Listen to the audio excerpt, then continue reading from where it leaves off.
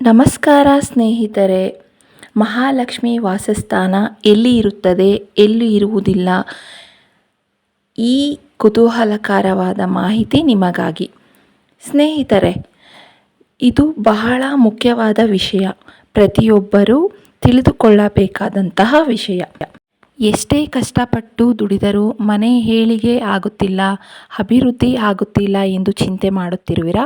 ಈ ವಿಷಯಗಳನ್ನು ತಿಳಿದುಕೊಳ್ಳಿ ಮತ್ತು ಈ ತಪ್ಪುಗಳನ್ನು ಹಿಂದೆ ತಿಳಿದುಕೊಳ್ಳಿ ಮತ್ತು ಸರಿಪಡಿಸಿಕೊಳ್ಳಿ. ಸ್ನೇಹಿತರೆ, ಗೊತ್ತೋ ಗೊತ್ತಿಲ್ಲದೇನೋ ನಾವು ಕೆಲವು ಅಂತಹ ತಪ್ಪುಗಳನ್ನು ಮಾಡಿಬಿಡ್ತೀವಿ. ಯಾವುದರ ಪಶ್ಚಾತ್ತಾಪ ನಾವು ತಪ್ಪು ಮಾಡಿದ ಮೇಲೆ ಪಡಬೇಕಾಗುತ್ತದೋ, ನಮ್ಮ ತಪ್ಪಿನ ಅರಿವು ನಮಗೆ ಆಗುವಷ್ಟರಲ್ಲಿ ನಾವು ಅಷ್ಟೊತ್ತಿಗಾಗಲೇ ನಾಶ ಆಗೋಗಿರ್ತೀವಿ. ಮತ್ತು ನಮಗೆ ಅದು ಹೇಗೆ ಆಯಿತು ಅನ್ನೋದು ಕೂಡ ಗೊತ್ತಾಗೋದಿಲ್ಲ. ಹಾಗಾದರೆ ನಾವು ಜೀವನದಲ್ಲಿ ಲಕ್ಷ್ಮೀದೇವಿ ಕೋಪಿಸಿಕೊಳ್ಳುವಂತಹ ಹಾಗೂ ನಮಗೆ ತಿಳಿದೇನೆ ನಮ್ಮನ್ನು ನಾಶ ಮಾಡುವಂತಹ ಯಾವ ತಪ್ಪುಗಳನ್ನು ಮಾಡ್ತೀವಿ, ಏಕೆ ಮಾಡ್ತೀವಿ ಮತ್ತು ಅವುಗಳನ್ನು ಆಗದೇ ಇರೋ ಹಾಗೆ ಮತ್ತು ಲಕ್ಷ್ಮೀನಾರಾಯಣರ ಕೃಪಾ ಕಟಾಕ್ಷವನ್ನು ಪಡೆದುಕೊಳ್ಳುವುದು ಹೇಗೆ, ನಮ್ಮ ಜೀವನವನ್ನು ಹೇಗೆ ಸುಖಮಯ ಮಾಡಿಕೊಳ್ಳೋದು ಅನ್ನೋದನ್ನು ಇವತ್ತಿನ ಈ ಮಾಹಿತಿಯಿಂದ ನಾವು ತಿಳಿದುಕೊಳ್ಳಬಹುದು. ಸ್ನೇಹಿತರೆ, ಅದಕ್ಕೂ ಮೊದಲು ನೀವು ನಿಮ್ಮ ಮನೆಯ ಏಳಿಗೆಯನ್ನು ಬಯಸುವುದಾದರೆ, ನೆಮ್ಮದಿಯ ಜೀವನವನ್ನು ಬಯಸುವುದಾದರೆ, ಶ್ರೀ ಲಕ್ಷ್ಮೀನಾರಾಯಣರ ಕೃಪಾ ಕಟಾಕ್ಷವನ್ನು ಬಯಸುವುದಾದರೆ ಈ ವಿಡಿಯೋವನ್ನು ಲೈಕ್ ಮಾಡಿ ಮತ್ತು ಈ ಚಾನಲನ್ನು ಸಬ್ಸ್ಕ್ರೈಬ್ ಮಾಡಿ. ಪ್ರತಿದಿನ ಮನೆಯ ಮುಂದೆ ಬಾಗಿಲು ಸಾರಿಸಿ ಯಾರು ರಂಗೋಲಿ ಇಡುತ್ತಾರೋ ಅಲ್ಲಿ ಲಕ್ಷ್ಮೀ ವಾಸಸ್ಥಾನ ಇರುತ್ತದೆ. ಯಾರು ಮನೆಯ ಬಾಗಿಲು ಸಾರಿಸುವುದಿಲ್ಲ, ರಂಗೋಲಿ ಇಡುವುದಿಲ್ಲ, ಅಲ್ಲಿ ಜ್ಯೇಷ್ಠ ಲಕ್ಷ್ಮಿ ವಾಸಸ್ಥಾನವಿದ್ದು ಅಲ್ಲಿ ಮಹಾಲಕ್ಷ್ಮಿ ಇರುವುದಿಲ್ಲ. ಮನೆಗೆ ಬಂದವರನ್ನು ಒಳಗೆ ಕರೆದು ಆದರಿಸುವವರ ಮನೆಯಲ್ಲಿ ಲಕ್ಷ್ಮಿ ಇರುತ್ತಾಳೆ. ಮನೆಗೆ ಬಂದವರನ್ನು ಒಳಗೆ ಕರೆಯದೆ ಮಾತನಾಡಿಸದೇ ಇರುವವರ ಮನೆಯಲ್ಲಿ ಲಕ್ಷ್ಮಿ ಇರುವುದಿಲ್ಲ. ಮನೆಗೆ ಬಂದ ಹೆಂಗಸರಿಗೆ ಅರಿಶಿನ ಕುಂಕುಮ ತಾಂಬೂಲ ಕೊಡುವವರು ಮನೆಯಲ್ಲಿ ಲಕ್ಷ್ಮಿ ಇರುತ್ತಾಳೆ. ಮನೆಗೆ ಬಂದ ಹೆಂಗಸರಿಗೆ ಏನೂ ಕೊಡದೆ ಕಳಿಸುವುದರಲ್ಲಿ ಅಲ್ಲಿ ಜ್ಯೇಷ್ಠ ಲಕ್ಷ್ಮಿ ವಾಸವಿರುತ್ತಾಳೆ, ಲಕ್ಷ್ಮಿ ಇರುವುದಿಲ್ಲ. ಪ್ರತಿದಿನ ಊಟ ಮಾಡುವಾಗ ಅನ್ನಕ್ಕೆ ಕೈ ಮುಗಿದು ಊಟ ಮಾಡುವವರ ಮನೆಯಲ್ಲಿ ಲಕ್ಷ್ಮಿ ನೆಲೆಸಿರುತ್ತಾಳೆ. ಊಟ ಮಾಡುವಾಗ ಕೋಪ ಮಾಡಿಕೊಂಡು ಊಟವನ್ನು ನಿಂದಿಸಿ ಊಟ ಮಾಡುವವರ ಮನೆಯಲ್ಲಿ ಲಕ್ಷ್ಮಿ ಇರುವುದಿಲ್ಲ. ಶುಕ್ರವಾರ, ಮಂಗಳವಾರ, ಅಮಾವಾಸ್ಯೆ, ಹುಣ್ಣಿಮೆ, ಏಕಾದಶಿ, ದ್ವಾದಶಿ ಇತ್ಯಾದಿ ದಿನಗಳನ್ನು ಬಿಟ್ಟು ಉಳಿದ ದಿನಗಳಂದು ದೇವರ ವಿಗ್ರಹ ಕಳಶವನ್ನು ಶುದ್ಧಿ ಮಾಡುವವರ ಮನೆಯಲ್ಲಿ ಶ್ರೀ ಮಹಾಲಕ್ಷ್ಮಿ ನೆಲೆಸಿರುತ್ತಾಳೆ. ಶುಕ್ರವಾರ, ಮಂಗಳವಾರ, ಅಮಾವಾಸ್ಯೆ, ಹುಣ್ಣಿಮೆ, ಏಕಾದಶಿ, ದ್ವಾದಶಿ ಇತ್ಯಾದಿ ದಿನಗಳಂದು ದೇವರ ವಿಗ್ರಹ ಕಳಶವನ್ನು ಶುದ್ಧಿ ಮಾಡಿದರೆ ಆ ಮನೆಯನ್ನು ಲಕ್ಷ್ಮಿ ತೊರೆಯುತ್ತಾಳೆ. ಹಾಗೂ ಇಂತಹ ಶುಭ ದಿನದಲ್ಲಿ ಆದಷ್ಟು ಗಂಡ ಹೆಂಡತಿ ಬ್ರಹ್ಮಚರ್ಯ ಪಾಲನೆ ಮಾಡುವುದು ಬಹಳ ಒಳ್ಳೆಯದು, ಮರೆಯಬೇಡಿ. ರಾತ್ರಿಯ ಸಮಯ ಮಾತ್ರ ನಿದ್ದೆ ಮಾಡಿದರೆ ಒಳ್ಳೆಯದು. ಮುಸ್ಸಂಜೆಯಲ್ಲಿ ನಿದ್ದೆ ಮಾಡುತ್ತಿದ್ದರೆ ಒಳ್ಳೆಯದಲ್ಲ, ಅದು ದಾರಿದ್ರ್ಯ.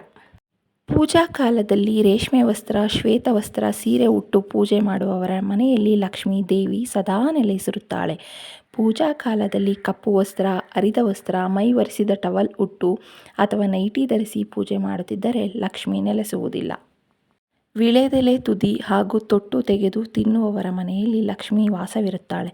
ವಿಳೆದೆಲೆ ತುದಿ ಹಾಗೂ ತೊಟ್ಟು ತೆಗೆಯದೆ ತಿನ್ನುತ್ತಿದ್ದರೆ ಲಕ್ಷ್ಮಿ ನಿಲ್ಲುವುದಿಲ್ಲ.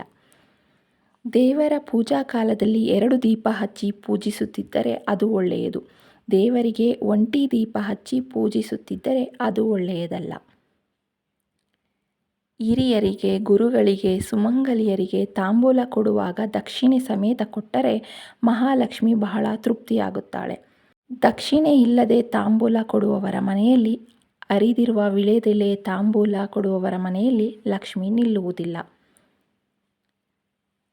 ಸಾಲಿಗ್ರಾಮಕ್ಕೆ ತುಳಸಿಯಿಂದ ಪೂಜೆ ಮಾಡಿದರೆ ಮನೆಗೆ ಒಳ್ಳೆಯದು. ಸಾಲಿಗ್ರಾಮಕ್ಕೆ ಅಕ್ಷತೆಯಿಂದ ಪೂಜೆ ಮಾಡಬಾರದು.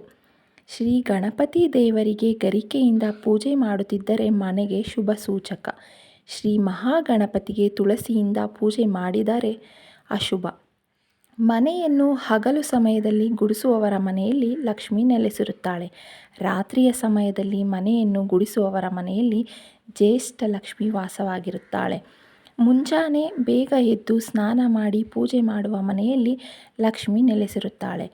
ಸೂರ್ಯ ನೆತ್ತಿ ಮೇಲೆ ಬಂದರೂ ಸ್ನಾನ ಪೂಜೆ ಇಲ್ಲದ ಮನೆಯಲ್ಲಿ ಲಕ್ಷ್ಮಿ ನೆಲೆಸುವುದಿಲ್ಲ. ಬಲಮುರಿ, ಶಂಖ, ಶ್ರೀಫಲ, ಗೋಮತಿ ಚಕ್ರ ಪೂಜೆ ಮಾಡುವವರ ಮನೆಯಲ್ಲಿ ಲಕ್ಷ್ಮಿ ನೆಲೆಸಿರುತ್ತಾಳೆ. ಸರಿಯಾಗಿ ಆಕಾರವಿಲ್ಲದ ವಿಗ್ರಹಗಳು, ಭಿನ್ನವಾಗಿರುವ ವಿಗ್ರಹಗಳು ಇದ್ದರೆ ಅಂಥವರ ಮನೆಯಲ್ಲಿ ಲಕ್ಷ್ಮಿ ನೆಲೆಸುವುದಿಲ್ಲ. ಸದಾ ತಂಗಳು ತಿನ್ನುವುದು, ಅನ್ನವನ್ನು ಹೆಚ್ಚು ಹೆಚ್ಚು ಮಾಡಿ ಬಿಸಾಡುವುದನ್ನು ಮಾಡಬೇಡಿ. ಇದನ್ನು ಮಹಾಲಕ್ಷ್ಮಿ ಅಮ್ಮನವರು ಸಹಿಸುವುದಿಲ್ಲ. ದೇವರ ಮನೆಗೆ ಸಂಬಂಧಪಟ್ಟ ಕೆಲವು ಮಾಹಿತಿಗಳು. ಪ್ರತಿಯೊಬ್ಬ ಸ್ತ್ರೀಯೂ ತಿಳಿಯಬೇಕಾದ ಮಾಹಿತಿಗಳು ಇವು. ದೀಪಗಳನ್ನು ನೆಲದ ಮೇಲೆ ಇಡಬೇಡಿ. ಒಂದು ಚಿಕ್ಕ ತಾಮ್ರದ ತಟ್ಟೆಯಲ್ಲಾದರೂ ಇಡಿ, ಅದಕ್ಕೆ ರಂಗೋಲಿ ಹಾಕಿ ಅದರ ಮೇಲೆ ಇಡಿ. ಪೂಜೆಗೆ ಕನಕಾಂಬರ ಹೂವು ಅಷ್ಟು ಪ್ರಶಸ್ತವಲ್ಲ. ಆದಷ್ಟು ಕನಕಾಂಬರ, ಚೆಂಡು ಹೂವನ್ನು ದಯವಿಟ್ಟು ನಿಲ್ಲಿಸಿ. ಪೂಜಿಸಲೇಬೇಕಾ ದೇವರ ಮನೆಯಲ್ಲಿ ಚಿಕ್ಕ ಜೋಡಿ ದೀಪವನ್ನು ಹಚ್ಚುವುದು ಬಹಳ ಒಳ್ಳೆಯದು. ಸುಮ್ಮನೆ ಕಳಸವನ್ನು ಇಡಬೇಡಿ. ಕಳಸ ಮೂದಲಿದ್ದರೂ ಬಂದಿದ್ದರೆ ಕಳಸಗಳನ್ನು ಬರೀ ನೆಲದ ಮೇಲೆ ಇಡಬಾರದು. ಮಂಗಳವಾರ, ಶುಕ್ರವಾರಗಳಂದು ವಿಸರ್ಜಿಸಬಾರದು.